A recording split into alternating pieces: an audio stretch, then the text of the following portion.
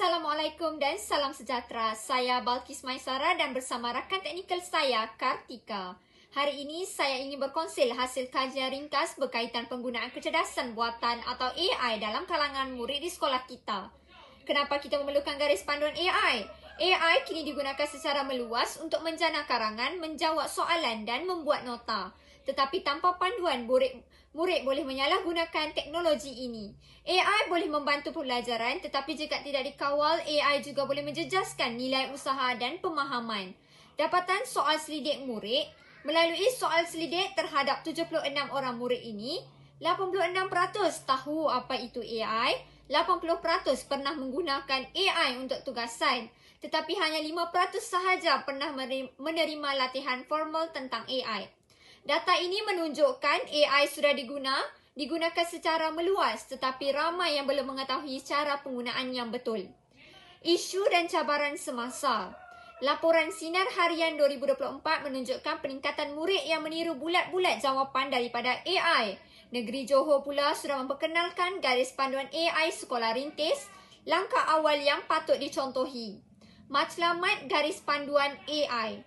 Garis panduan ini bertujuan untuk mendidik murid agar menggunakan AI secara bertanggungjawab, membantu guru memantau dan membimbing, dan memastikan AI digunakan sebagai alat bantu, bukan sebagai alat untuk meniru. Contoh penggunaan betul dan salah. Murid menyalin sepenuhnya jawapan daripada AI. Contoh betul, murid menggunakan AI untuk mendapatkan idea tetapi menyiapkan tugasannya sendiri. Bezanya ialah niat dan kejujuran. Skop penggunaan AI yang dibenarkan. Dibenarkan untuk mendapatkan idea, semakan dan latihan. Tidak dibenarkan untuk menyalin tugasan, membuat prank atau menyebarkan maklumat palsu.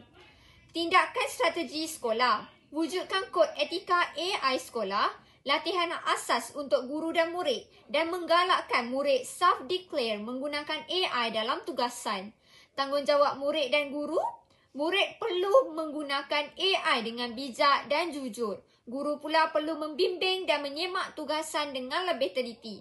Kesimpulan, AI sudah hadir dalam dunia pembelajaran kita. Kewujudan AI bukan untuk ditakuti tetapi untuk dikawal dan dibimbing. Kata Jeffrey Hinton, AI is a tool. The choice about how it gets deployed is ours. Kata orang tua pula, kalau takut dilambung ombak, jangan berumah di tepi pantai. Sekarang kita sudah berada di pantai digital, maka kita perlu berlayar dengan kompas etika dan layar ilmu. Sekian, terima kasih.